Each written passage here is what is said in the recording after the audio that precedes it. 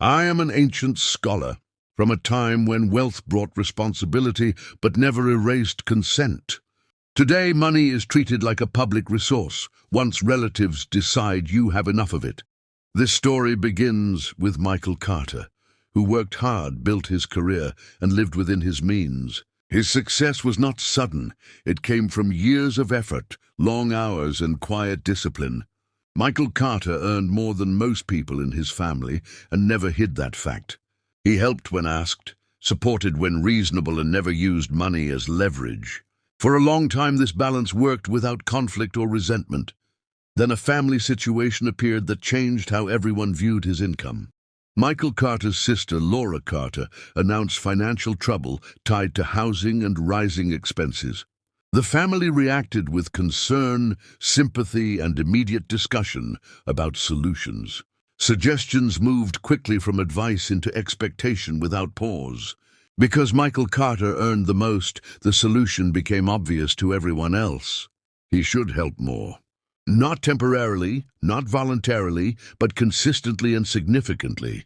In my era, such expectations were discussed openly. Today, they arrived disguised as logic. Laura Carter explained that life had become difficult and support was needed urgently.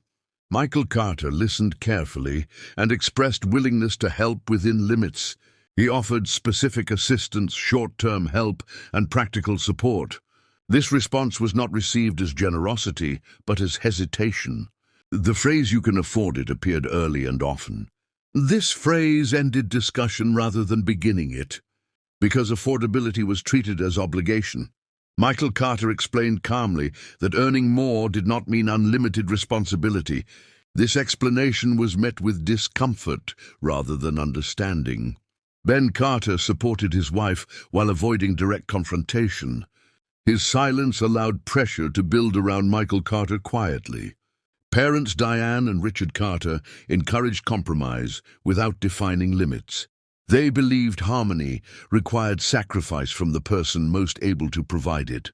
Michael Carter sensed the familiar shift from request to entitlement. Help was no longer about support but about expectation. In ancient times, wealth attracted respect. Today, it attracts invoices. Michael Carter maintained his boundary, offering help without surrendering control. This decision marked the beginning of quiet resentment. Because once money enters family conversation, fairness quickly leaves. Remember this ancient lesson: when wealth becomes visible, entitlement follows closely.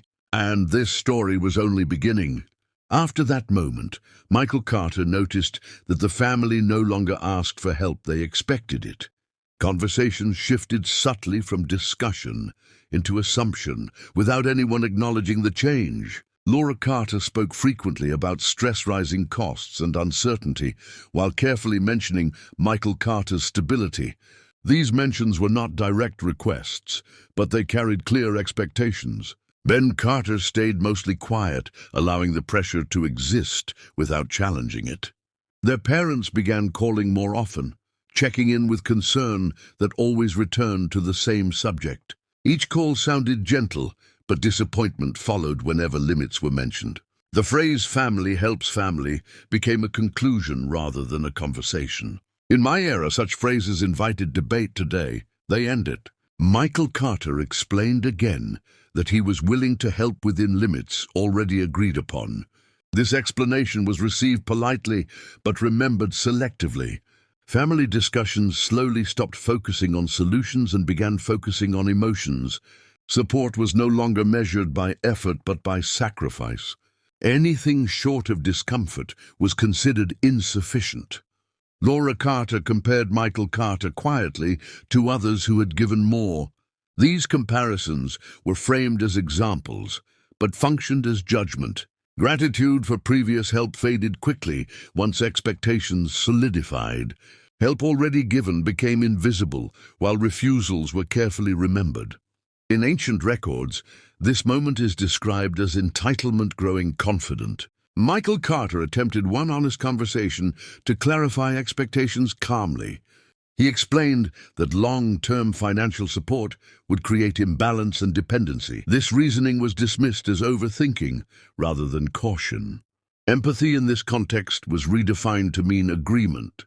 Ben Carter suggested compromise without defining what compromise would cost Michael Carter.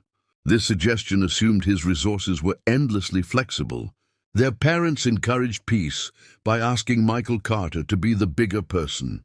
Being the bigger person conveniently always required sacrifice from the same direction. Michael Carter began sensing that his success was no longer admired, but managed. Family conversations stopped asking what he was comfortable with. They focused instead on what they believed he owed. In my era, debts were declared openly. Today, they are implied softly. Michael Carter maintained his boundary while continuing limited assistance. This consistency frustrated those who believed guilt would eventually succeed. Messages became shorter when money was discussed and warmer when expectations were implied. Support stopped being about solving a problem and became a test of loyalty. Michael Carter realized the conflict had shifted away from finances entirely. It was now about control authority and who decided the limits. This realization marked a turning point that could not be reversed easily. Because once entitlement is challenged, it rarely retreats politely. Remember this ancient lesson: pressure grows louder when boundaries remain firm. And the tension continued growing quietly. As expectations hardened, Michael Carter noticed a new tone entering every conversation without invitation. Concern slowly transformed into accusation while still pretending to be polite. Laura Carter began expressing disappointment more openly, framing it as emotional honesty. She spoke about feeling unsupported despite the help already given. These statements were delivered calmly, yet carried an unmistakable charge. Ben Carter supported these feelings by agreeing quietly and avoiding details. His agreement added weight without responsibility. Their parents shifted from encouragement into moral instruction. They reminded Michael Carter that family sacrifices are not measured, they are expected. In my era, such commands were issued by kings. Today they are issued by relatives. Michael Carter attempted to explain that support loses meaning when it becomes mandatory. This explanation was met with silence, followed by visible discomfort. Silence often appears when logic threatens expectation. Laura Carter questioned why Michael Carter was protecting his comfort during her hardship. This framing ignored the reality that he had already helped. The word selfish appeared more frequently and with less hesitation. Michael Carter realized the discussion was no longer about money, but about character. Once character enters the debate, facts become irrelevant. Family members began discussing Michael Carter's choices without including him. He learned of these conversations indirectly through changes in behavior. Invitations became shorter responses, colder, and assumptions louder. Help offered by Michael Carter was no longer requested, it was evaluated. Anything less than full compliance was recorded as failure. Michael Carter noticed that appreciation had vanished completely. The support was treated as a baseline requirement rather than kindness. In ancient societies, generosity was remembered. Today, it is forgotten immediately.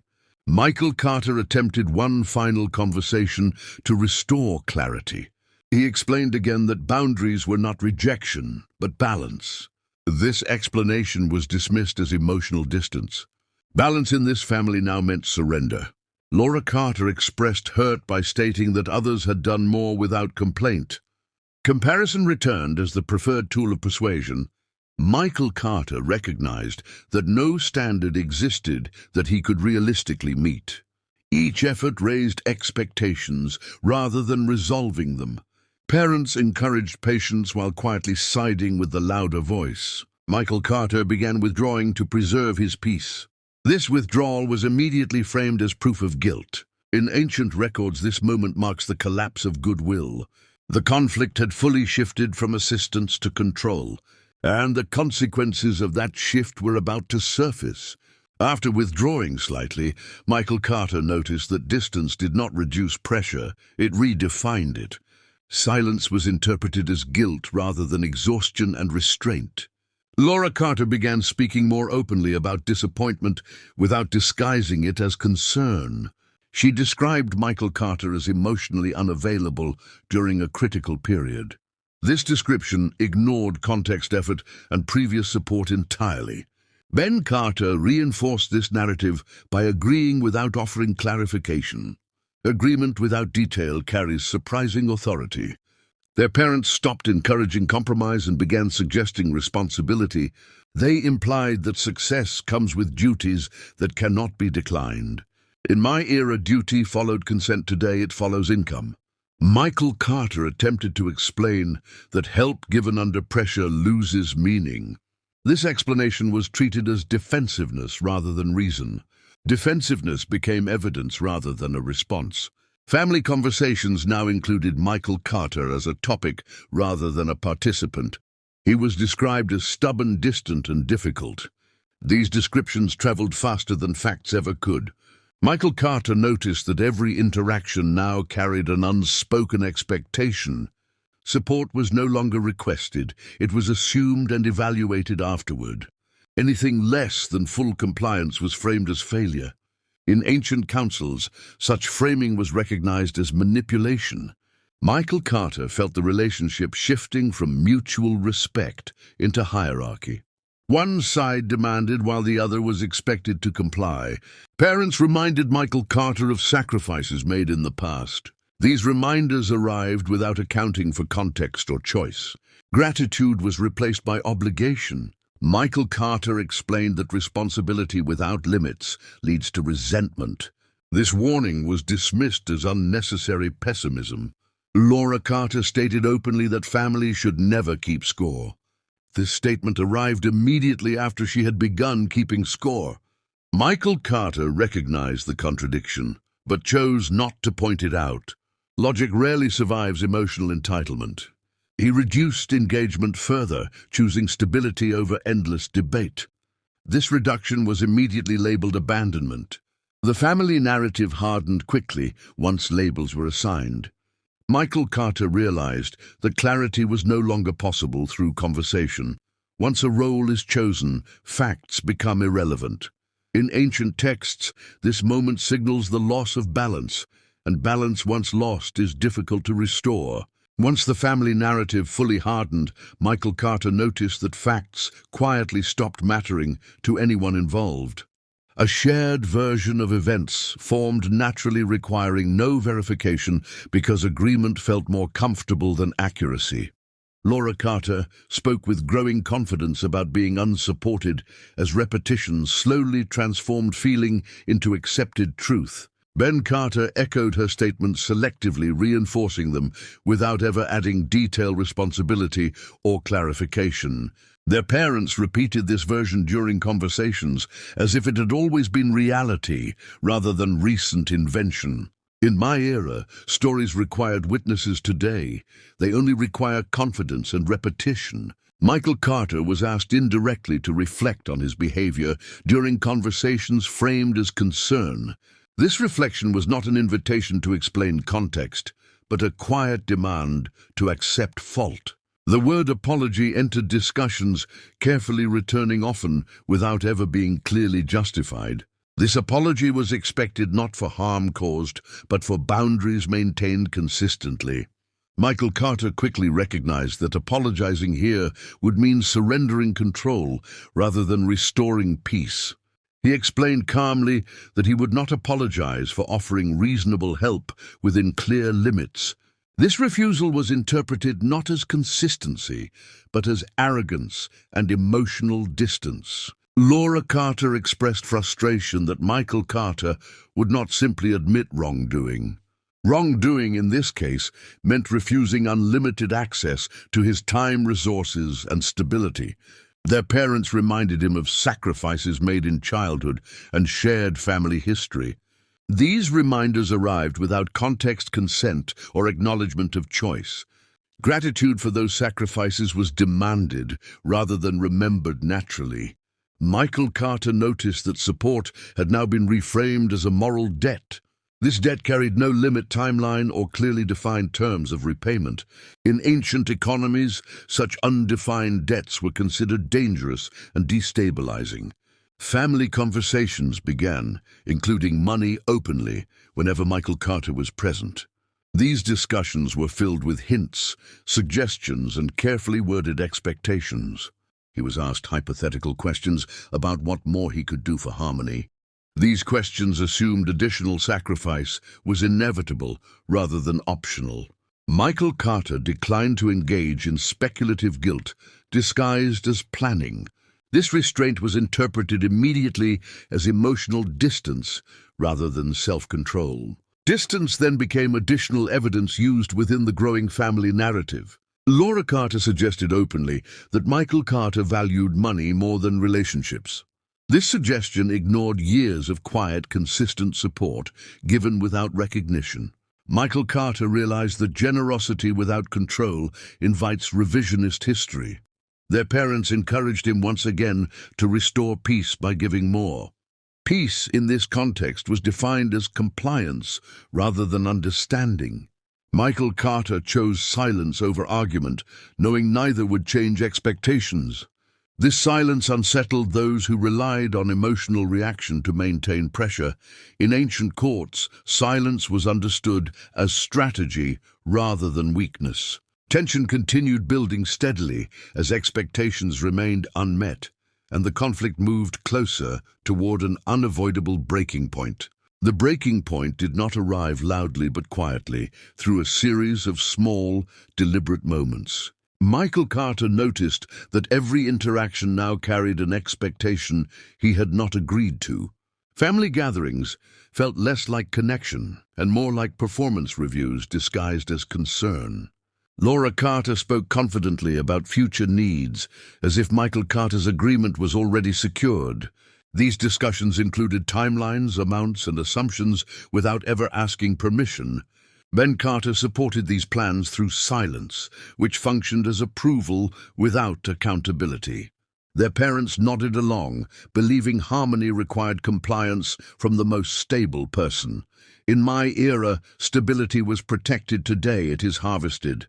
Michael Carter realized that his boundaries were no longer being tested, they were being ignored. He was expected to adjust continuously, while others remained unchanged. This imbalance became impossible to overlook once named clearly. During one conversation, Laura Carter outlined future expenses expecting reassurance. Michael Carter responded calmly, stating that his current level of support would not increase. This statement landed heavily despite being delivered without emotion. The room fell quiet as expectations collided with reality. Laura Carter reacted with visible shock, followed quickly by frustration. She asked how Michael Carter could abandon family during difficult times. This accusation reframed refusal as betrayal rather than choice. Ben Carter added that families rely on each other without limits. Limits in this conversation were treated as moral failure. Their parents expressed disappointment, urging Michael Carter to reconsider his position. Reconsideration in this context meant reversing his boundary entirely. Michael Carter explained again that unlimited support would damage relationships, not strengthen them. This explanation was dismissed as cold logic lacking compassion. Compassion had been redefined to mean obedience. Michael Carter stated clearly that he would not become a permanent financial solution. This clarity marked the first time expectations were fully denied. The reaction was immediate and emotional. Laura Carter accused him of prioritizing comfort over family loyalty. This accusation ignored years of support quietly given. Their parents questioned how this refusal reflected on Michael Carter's character. Character had become the final battlefield once facts were exhausted. Michael Carter remained calm despite rising tension and emotional pressure. He repeated his position without apology, justification, or escalation. This calm unsettled those who expected guilt to force compliance. In ancient records, calm resistance often precedes rupture. Michael Carter ended the conversation politely and left without drama. This departure marked the first visible separation in the family dynamic. Silence followed where expectation once lived. That silence was not peaceful, it was strategic, because once control is refused, reaction becomes inevitable. The reaction arrived quickly once Michael Carter's refusal became undeniable and permanent.